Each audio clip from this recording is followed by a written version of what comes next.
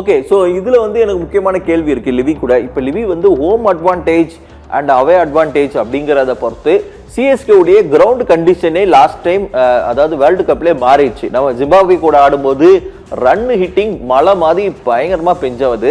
அப்படி இருக்கும்போது ஹோம் அட்வான்டேஜ்ல நம்ம வந்து ஸ்பின்னரை நம்பி தான் நிறைய மேட்ச் வின் பண்ணியிருக்கோம். ஸோ அஸ்வின்லேருந்து ஜக்காட்டி, இந்த மாதிரி ஹர்பஜன் சிங்கு, முரளிதரன், இப்படி ஹோம் அட்வான்டேஜ்ல நம்ம வந்து பெஸ்ட் ஸ்பின்னரை வச்சு பண்ணியிருக்கோம். இந்த வாட்டி அப்படி ஸ்பின்னிங்க்கு வந்து ஒரு பெரிய லெவல்ல இல்லாத பட்சத்துல அதாவது பேட்டிங்கை நம்பி தான் போனோம். அப்படி இருக்கும்போது இந்த ஹோம் அட்வான்டேஜ் சாதகமா இருக்குமா பாதகமா இருக்குமா?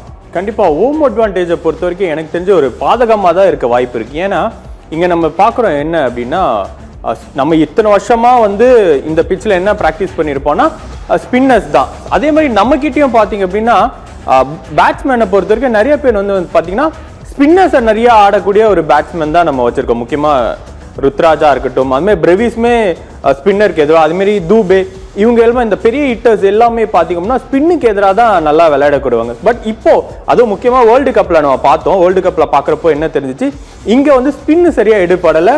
பயங்கரமாக பேஸ் அட்டாக், அதாவது போலிங்லேயும் பேஸ் அட்டாக் ஓரளவு எடுப்படுது. அதை தாண்டி பேட்டிங் ட்ராக்காக மாறினது வந்து எனக்கு தெரிஞ்சு இது வந்து எல்லா டீமுக்குமே பயங்கர அட்வான்டேஜாக இருக்குது. பட் ஆனால் சிஎஸ்கேக்கு இது ஒரு பெரிய டிராபேக் தான் நம்ம சொல்ல வேண்டியது. ஏன்னா இங்கே நம்ம இன்னும் பிளேயிங் 11 செட் பண்ணாதது ஒரு ப்ராப்ளம்.